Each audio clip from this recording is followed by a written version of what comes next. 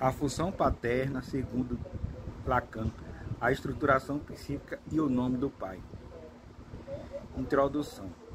Jacques Lacan é um dos pensadores mais influentes da psicanálise contemporânea. Suas teorias reformularam muitas das ideias freudianas, proporcionando uma abordagem renovada sobre o inconsciente, o sujeito e as estruturas psíquicas.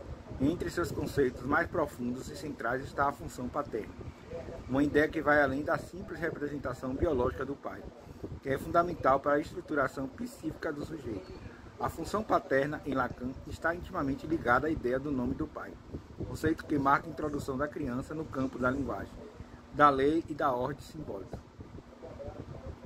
A questão da função paterna é essencial para compreendermos como o sujeito se insere no mundo, regulado pelas leis simbólicas que ordenam o desejo e a proibição. Através da função paterna, a criança é afastada da relação incestuosa com a mãe, sendo introduzida na linguagem e nas regras sociais, inaugurando o desejo na sua forma culturalmente mediada. Esse artigo abordará diretamente a função do pai na teoria lacaniana, ressaltando sua importância para a estruturação do sujeito e sua operação nas diferentes estruturas clínicas. A função paterna. Na psicanálise lacaniana, a função paterna não está associada diretamente à figura física do pai, mas uma instância simbólica que regula o desejo e introduz a lei. Lacan resignifica a noção do pai presente na obra de Freud. Inicialmente atribui ao pai um papel central na resolução do complexo de Édipo e na introdução da criança na realidade. Freud postula que o pai, enquanto agente da castração, é aquele que, ao impor a lei do incesto, possibilita que a criança saia de uma relação funcional com a mãe entre o mundo social. Lacan, por sua vez, radicaliza que esse conceito ao propor que o pai biológico é apenas uma figura contingente, enquanto a função paterna se refere a algo que vai além, um operador simbólico que está inscrito na estrutura do sujeito. Em termos lacanianos, a função paterna age como significante que separa o sujeito do desejo absoluto da mãe, introduzindo no campo da linguagem e na ordem simbólica. O que está em jogo aqui é a lei do desejo, que surge a partir da interdição do incesto, isto é, a proibição da fusão completa com o objeto materno. A função paterna se revela, portanto, como a função que permite a inscrição do sujeito no campo da alteridade, onde ele é capaz de desejar sem estar completamente absorvido pelo desejo materno. Essa separação proporcionada pela interdição paterna é o que Lacan chama de castração simbólica.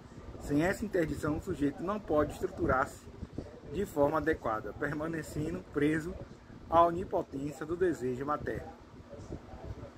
O nome do pai. O conceito do nome do pai é um dos pilares centrais da teoria lacaniana sobre a função paterna. O nome do pai não se refere ao nome específico ou a uma entidade, mas ao significante que introduz o sujeito na ordem simbólica. Para Lacan, o nome do pai opera como uma metáfora. A metáfora paterna, que substitui o desejo da mãe e introduz o lei da castração. Ou seja, o nome do pai é que garante a criança possa ocupar o lugar no sistema de linguagem, no mundo das relações simbólicas, onde o desejo é mediado pela lei e pela cultura. O nome do pai não é apenas uma figura de autoridade, mas significante que sustenta a lei do desejo. É através dele que a criança aprende que há uma falta estrutural no outro, a mãe, e que o desejo não pode ser plenamente satisfeito.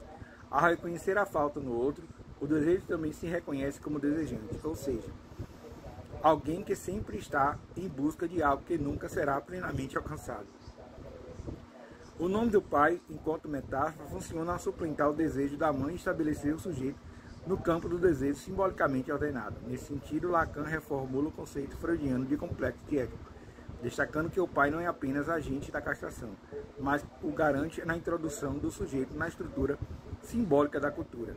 Sem o nome do pai, o sujeito estaria preso em uma relação especular, imaginária com desejo materno, sem jamais entrar no campo da linguagem e do desejo mediado pela lei. A função paterna e a estruturação do sujeito. A função paterna desempenha um papel crucial na estruturação psíquica do sujeito, especialmente na formulação ou na formação do inconsciente e na entrada do sujeito na linguagem. O inconsciente para Lacan é estruturado como uma linguagem, e a função paterna é o que permite ao sujeito acessar a estrutura linguística, diferenciando do desejo materno e estabelecendo seu lugar no campo simbólico. A entrada do sujeito na linguagem mediada pela função paterna implica o afastamento do gozo absoluto que seria oferecido pela relação funcional com a mãe. O gozo, em Lacan, refere-se a um tipo de satisfação que vai além do prazer, regulado pela lei do desejo. A função paterna marca a interdição desse gozo absoluto, permitindo ao sujeito constituir-se como desejante e participar do jogo simbólico das trocas sociais. Ao marcar a interdição do sexto e separar o sujeito do gozo da mãe, a função paterna introduz a falta, que é o motor do desejo, e o sujeito, a reconhecer que o outro, a mãe, é faltoso, começa a desejar a partir dessa falta, ou seja, buscar incessantemente por algo que nunca será completamente preenchido. Dessa maneira, a função paterna não só introduz a lei, mas também possibilita a emergência do desejo como algo sempre mediado pela ordem simbólica. A função paterna nas estruturas clínicas. A função paterna opera de maneira distinta nas diferentes estruturas clínicas descritas por Lacan: neurose, psicose e perversão.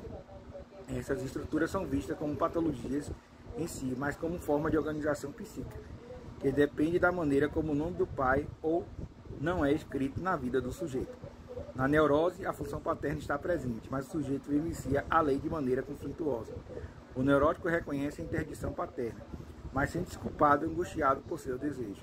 A castração simbólica é aceita, mas gera impasse no nível do desejo, pois o sujeito tem dificuldade em lidar com o fato de que nunca alcançará o objeto de seu desejo. Na perversão, o nome do pai é reconhecido, mas o sujeito opta por transgredi-lo de maneira consciente.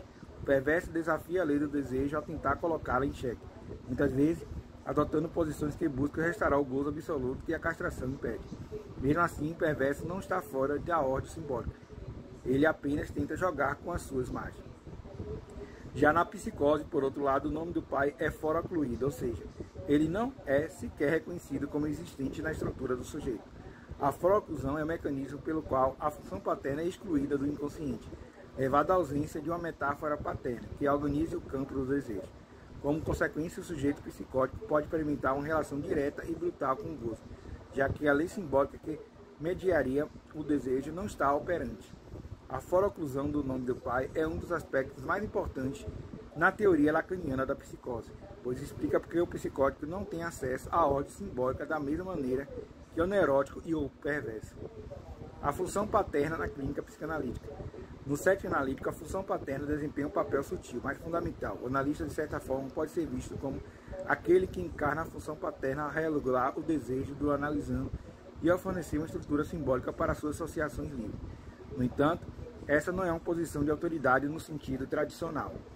O analista não impõe a lei diretamente, mas sua presença no processo transferencial pode evocar a operação da função paterna no inconsciente do paciente. Durante a análise, o paciente pode projetar no analista figuras parentais ou outras instâncias de poder, o que revela as nuances da transferência. O analista deve permitir que essas projeções ocorram, mas ao mesmo tempo deve ocupar plenamente o lugar do pai. O papel do analista é a última instância, facilitar o acesso do paciente ao seu próprio desejo, atuando em lidar com as implicações da função paterna, sem reforçar uma relação de dependência imaginária. A função paterna na transferência pode se manifestar tanto na aceitação quanto na resistência da lei simbólica. Alguns analisando podem resistir à ideia de uma interdição paterna, buscando em suas associações livres uma forma de evitar a castração simbólica. Outros podem exagerar a presença dessa função, colocando o analista em uma posição de autoridade opressiva. Em ambos os casos, o trabalho analítico envolve a reconfiguração dessas posições de modo que o sujeito possa se reposicionar de maneira mais autêntica em relação ao seu desejo. E a função paterna em a sociedade contemporânea tem implicado praticamente a função paterna, enfraquecimento da figura tradicional do pai em decorrência de mudanças nas dinâmicas familiares. Pode afetar de maneira como a lei simbólica é transmitida às novas gerações. Dissolução das hierarquias tradicionais e crescente pluralidade de configurações familiares levam questões sobre o papel do pai enquanto figura de autoridade e sua função simbólica no desenvolvimento psíquico. Alguns teóricos contemporâneos argumentam que a falta de um pai simbólico forte pode levar a novas formas de sofrimento psíquico, caracterizada